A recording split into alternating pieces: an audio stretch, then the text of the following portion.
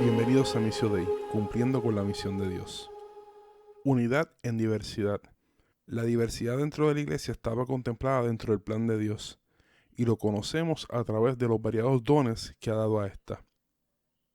Los invito a buscar en sus Biblias en 1 Corintios capítulo 12, versículos 4 al 12. Estaremos leyendo de la versión Dios habla hoy. Hay en la iglesia diferentes dones, pero el que los concede es un mismo espíritu.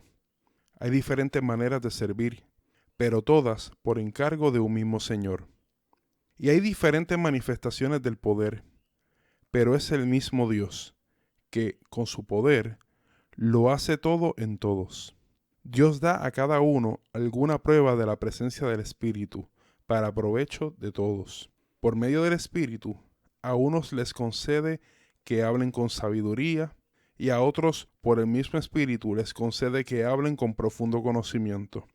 Unos reciben fe por medio del mismo Espíritu, y otros reciben el don de curar enfermos. Unos reciben poder para hacer milagros, y otros el don de profecía.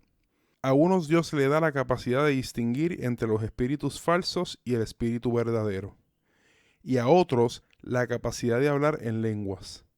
Y todavía a otros les da la capacidad de interpretar lo que se ha dicho en estas lenguas. Pero todas estas cosas las hace con su poder el único y mismo Espíritu, dando a cada persona lo que a él mejor le parece.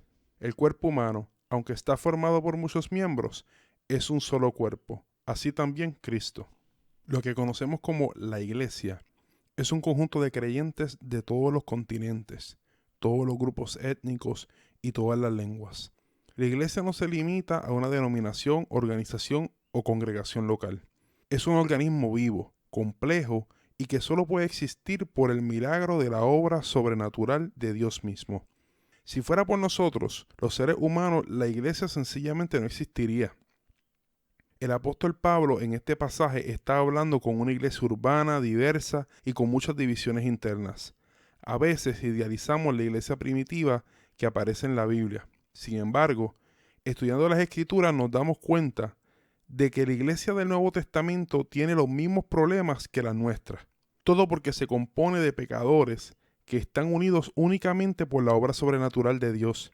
A través de este mensaje miraremos la enseñanza que Pablo trajo a los corintios para trabajar con su problema de división interna y educarlos en la manera en que todos son importantes y están para apoyarse mutuamente. El término iglesia puede tener distintas definiciones. Puede referirse a la institución social y cultural que conocemos en Occidente.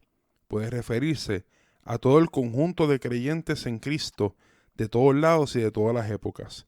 Y puede referirse a una congregación en una casa, comunidad o hasta en una ciudad, como es la iglesia a la que se le envía esta carta en la ciudad de Corinto. El apóstol le dice a los creyentes corintios que Dios les ha proporcionado dones o regalos. La palabra que traduce nuestras Biblias en español como dones proviene de una palabra griega que tiene su raíz en la palabra gracia. O sea, estos dones son regalos dados por Dios sin que los mereciéramos. No son ganados por nuestro esfuerzo o por cuán buenos somos. Estos dones de gracia son diversos. Son tan diversos como lo eran los miembros de la iglesia de Corinto. Entre ellos se encuentran variadas formas de servicio que hoy llamamos ministerios. También hay manifestaciones de poder que son llamadas por algunos como operaciones. A cada creyente le da alguna manifestación del Espíritu para que de este modo aporte al bien común de la iglesia, mas cada don espiritual procede del mismo y único Dios. A continuación, Pablo detalla 9 operaciones del Espíritu en la iglesia. Podemos clasificarlos en 3 grupos. Primero, dones para saber. Segundo, dones para actuar. Y tercero, dones para hablar. En el versículo 8 vemos el primer grupo. En él encontramos que a algunos les es dado una gran sabiduría y a otros un profundo conocimiento. En el versículo 10 se presenta el don para discernir entre el Espíritu de Dios y espíritus falsos. Estos dones para saber dotan al creyente de un conocimiento y una aplicación de éste que es dado de manera especial por Dios. En el segundo grupo están los dones para actuar. Entre ellos está el don de fe del versículo 9. Este don conlleva una gran confianza en Dios.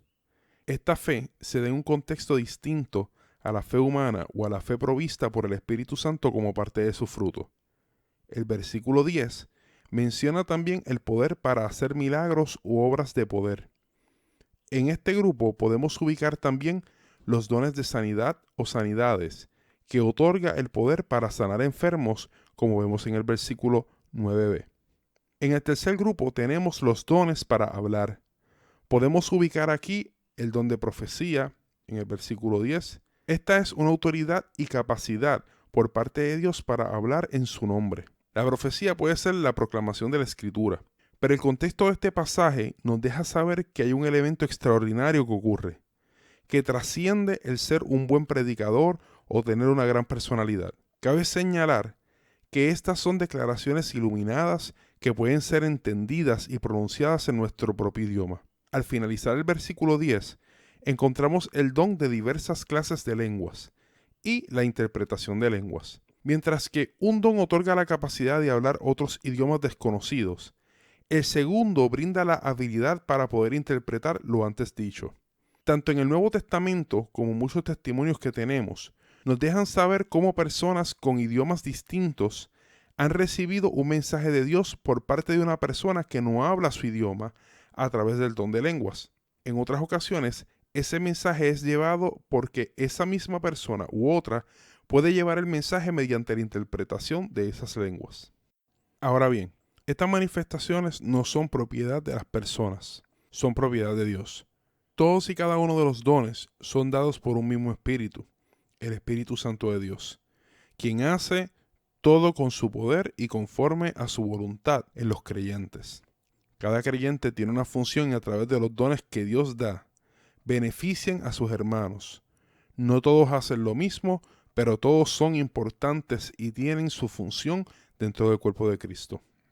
A pesar de la diversidad que tiene la iglesia, Dios nos ha puesto en este mundo para estar unidos. No hay tal cosa como un cristiano que vive separado de los demás creyentes. Esto es un completo disparate. En el Evangelio no hay llaneros solitarios. Fuimos creados para vivir en comunidad, para satisfacer nuestras necesidades con los dones que Dios nos ha dado. Así lo pensó Dios y así debe ser. Hay que poner en claro que hay hermanos cristianos que opinan que estos dones del capítulo 12 ya no están en operación. Piensan que no están vigentes y que eran solo para la época en que se escribió la Biblia.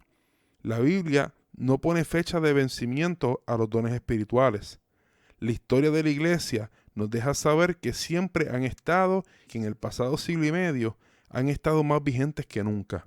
Pero, de cualquier modo, tenemos que hacer énfasis en que esto no invalida el mensaje central de esta escritura. Dios capacita a cada creyente con diferentes regalos.